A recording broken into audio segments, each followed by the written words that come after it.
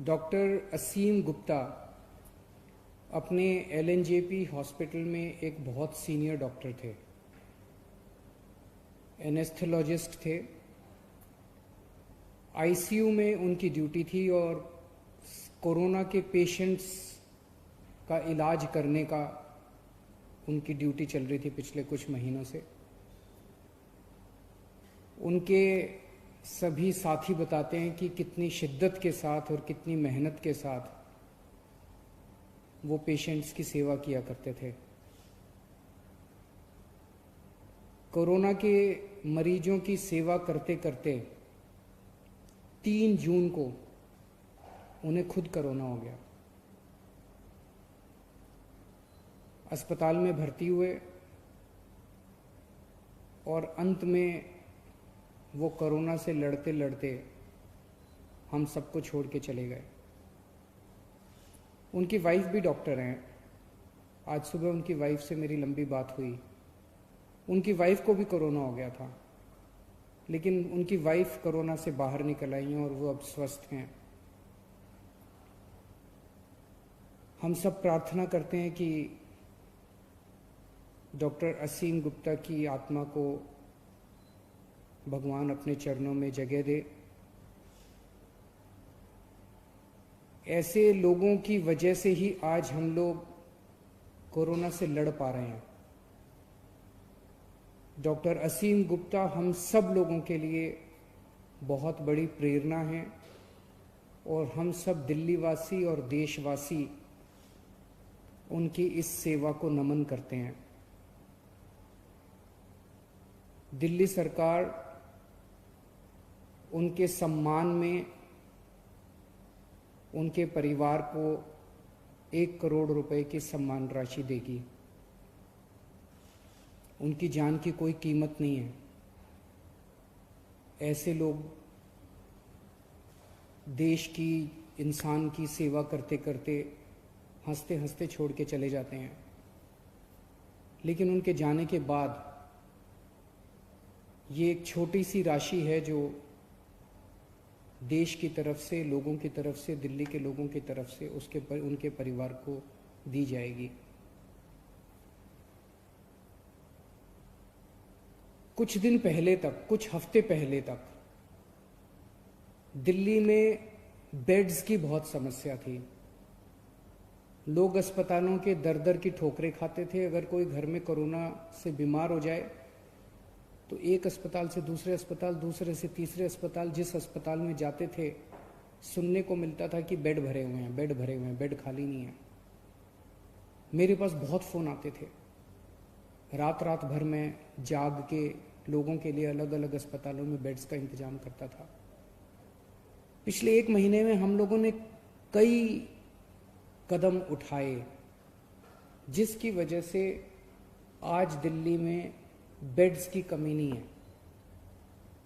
पर्याप्त मात्रा में बेड्स हैं।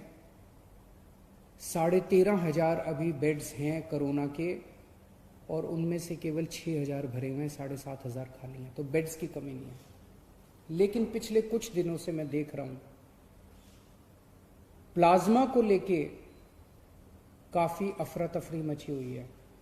अब मेरे पास खूब फोन आ रहे हैं लोगों के। लोग कहते हैं जी हमारे फलाना मरीज बीमार है, उसको प्लाज्मा दिलवा दीजिए, इसको प्लाज्मा दिलवा दीजिए। और लोग दर दर की ठोकरें खा रहे हैं। बहुत ज़्यादा अफरा तफरी मची हुई है दिल्ली में। दिल्ली सबसे पहला राज्य था देश में। आप लोगों को याद होगा लगभग 2-2.5 महीने पहले मैंने बताया था कि हम लोग प्लाज्मा थेरेपी का ट्रायल कर रहे हैं। हमने प्लाज्मा थेरेपी का ट्रायल किया, 29 मरीजों के ऊपर किया। जो नतीजे आए वो काफी उत्साहवर्धक थे।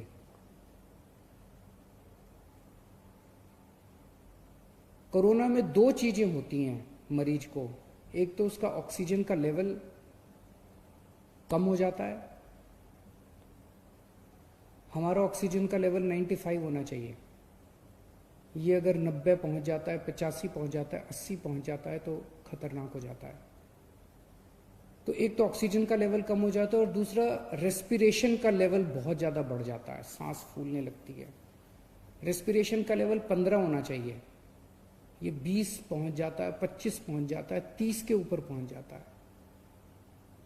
ये देखने में आया कि अगर प्लाज्मा दे दिया जाए तो ऑक्सीजन के लेवल में भी अच्छी बढ़ोतरी होती है और रेस्पिरेशन का लेवल भी गिर जाता है, कम हो जाता है। तो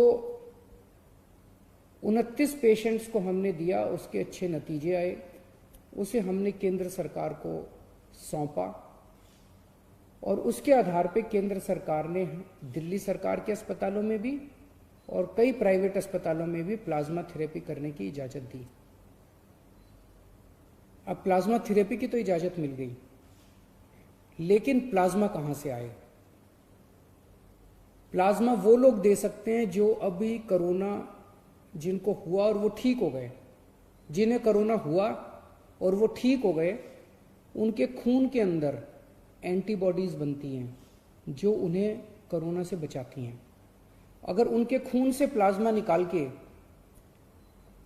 कोरोना के मरीज को दे दिया जाए तो कोरोना का मरीज जल्दी ठीक हो जाता है, उसके शरीर में भी एंटीबॉडीज बननी चालू हो जाती हैं। तो इस टाइम लोग प्लाज्मा लेने के लिए दर दर की ठोकरें खा रहे हैं। इसीलिए दिल्ली सरकार ने तय किया है कि हम दिल्ली में प्लाज्मा बैंक बनाएंगे। ये अपनी तरह का पहला प्लाज्मा बैंक होगा कोरोना के मरीजों का इलाज करने के लिए। देश भर में ये शायद पहला प्लाज्मा बैंक होगा।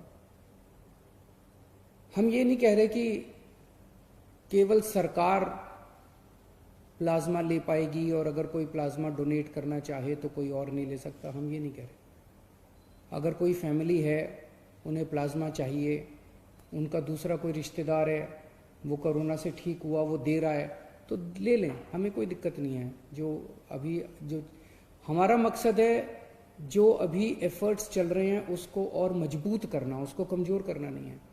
तो हम प्लाज्मा बैंक बनाएंगे, दिल्ली सरकार प्लाज्मा बैंक बनाएगी। इसकी जो भी औपचारिकताएं हैं वो पूरी कर ली गई हैं पिछले 2-3 दिन में। और इस प्लाज्मा बैंक से सभी को प्लाज्मा मिलेगा, चाहे वो सरकारी अस्पताल हो या प्राइवेट अस्पताल हो। कोई सीधे ILBS जो हमारा अस्पताल है दिल्ली सरकार का, वहां पे प्लाज्मा बैंक बनाया जाएगा। अगर किसी को प्लाज्मा चाहिए तो डॉक्टर को या अस्पताल को प्रिस्क्राइब करना पड़ेगा, लिख के देना पड़ेगा कि इनको प्लाज्मा थेरेपी की जरूरत है। कोई खुद के नहीं कह सकता कि मेरा फलाना बीमार है इसलिए मुझे प्लाज्मा दे दो। डॉक्टर की रिकमेंडेशन जरूरी है और डॉक्टर या हॉस्पिटल ILBS को अप्रोच करेंगे और ILBS उन्हें प्लाज्मा दे देगा। ये प्लाज्मा बैंक हमारा 2 दिन में शुरू हो जाएगा। इसकी सारी कार्रवाई हम लोग पूरी कर लेंगे, लेकिन इसमें सबसे इम्पोर्टेंट चीज है, जो लोग ठीक हो गए हैं उन लोगों को सामने आके प्लाज्मा डोनेट करना पड़ेगा। अभी भी लोग कर रहे हैं, लेकिन इस कोई व्यवस्था नहीं है, अब इसकी व्यवस्था बना दी जाएगी। तो जो लोग ठीक हो गए उनसे मेरी हाथ जोड़ के प्रार्थना है, जिंदगी में किसी की जान बचाने के कम मौके मिलते हैं, ये मौका आपको मिला है। मेरी सब लोगों से जो लोग कोरोना से ठीक हो गए उन सब लोगों से प्रार्थना है हाथ जोड़ के कि आप सब लोग सामने आके खुल के प्लाज्मा डोनेट कीजिए ताकि दूसरों की जान बचाई जा सके। एक तरह से यही सच्ची भगवान की सेवा है, एक तरह से यही सच्ची भगवान की भक्ति है। मैं ये बता दूं कि ये गलतफहमी ना हो कि प्लाज्मा कोई संजीवनी बूटी है, प्लाज्मा से सबकी जान बच जाएगी। अगर कोई पेशेंट अंतिम स्टेज में पहुंच चुका है, कोमॉर्बिडिटीज़ हैं, दूसरी बीमारियों से घिरा हुआ है, मल्टी ऑर्गन फेलियर हो चुके हैं, वेंटिलेटर पे जा चुका है, ऐसे पेशेंट्स को बचाना मुश्किल होता है। लेकिन जो पेशेंट्स अभी मॉडरेट स्टेज में हैं, अभी उनकी स्थिति खराब नहीं हुई है बहुत ज़्यादा, उनके लिए ये मददगार साबित होता है, इतना समझ लिया जाए। एलएनजेपी के हमारे जो हेड हैं डॉक्टर सुरेश, उनसे मैंने बात की। उन्होंने बताया कि अभी पिछले कुछ दिनों में उन्होंने 35 मरीजों को प्लाज्मा दिया है, जिसमें से 34 बच गए, एक की मौत हुई। एक और दिल्ली का प्राइवेट बड़ा हॉस्पिटल है, उनसे जब मेरी बात हुई, उन्होंने 49 लोगों को प्लाज्मा दिया, 46 लोग बच गए। मैं ये नहीं कह रहा, हो सकता है ये जो 34 लोग हैं और 46 लोग हैं वैसे भी बच जाते, उनमें से कितने, लेकिन ये एक आंकड़ा है, उसमें से कितने बचते कितने नहीं बचते कह नहीं सकते। जो डोनर्स हैं उनके मन में गलत फहमियां हैं। एक तो डोनर्स को ये लगता है कि मैं दोबारा प्लाज्मा देने जाऊंगा, कोरोना के अस्पताल में जाऊंगा, कभी दोबारा कोरोना ना हो जाए। वैसे तो दोबारा कोरोना नहीं होगा, लेकिन फिर भी हमने व्यवस्था आईएलबीएस में की है। आईएलबीएस कोरोना अस्पताल नहीं है। आपके आने का, जाने का, टैक्सी का सारा इंतजाम दिल्ली सरकार करेगी। बस आप हाँ कह दीजिए कि मैं कोरोना देना चाहता हूँ, मैं प्लाज्मा देना चाहता हूँ। और आईएलबीएस में अच्छी व्यवस्था की हुई है। मेरे ख्याल से आधा घंटा पौना घंटा लगता है आदमी को वो देने के लिए। अगले कुछ दिनों के अंदर हम नंबर जारी कर देंगे। उस नंबर पे जो जो लोग देना चाहते हैं, उस नंबर पे कॉल करके, व्हाट्सएप करके हमें बता सकते हैं कि मैं देना चाहता हूँ, और उनसे संपर्क करके उनसे सारा इंतजाम कर दिया जाएगा उनसे प्लाज्मा लेने का। सरकार की तरफ से भी हम कॉल करेंगे, जितने पेशेंट्स अभी ठीक हुए उन लोगों को, उन्हें मनाया जाएगा, उन्हें प्रेरित किया जाएगा कि ज़्यादा से ज़्यादा लोग अपना प्लाज्मा दें।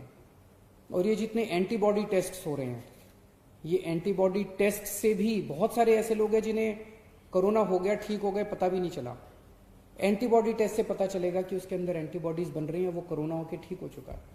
ऐसे भी बहुत सारे 52,000 लोग तो दिल्ली में अभी रिकॉर्ड के मुताबिक ठीक हो चुके हैं, और इसके अलावा ढेरों लोग ऐसे होंगे जो कोरोना हुआ, ठीक हो गए, उन्हें पता नहीं चला।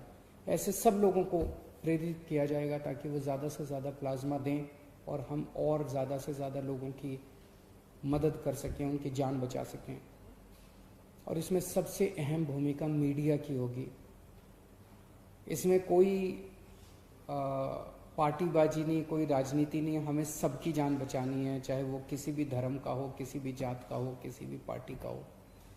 और सब में सब लोग आते हैं, तो उसमें पत्रकार भी आते हैं, उसमें तो मेरी मीडिया के साथियों से खास तौर से निवेदन है कि आप लोग भी कैंपेन चला के अपने अपने चैनल पे, अपने अपने मीडिया हाउस में ज़्यादा से ज़्यादा लोगों को प्रेरित करें कि वो लोग प्लाज्मा डोनेट करें और दूसरे लोगों की जान बचाएं। शुक्रिया।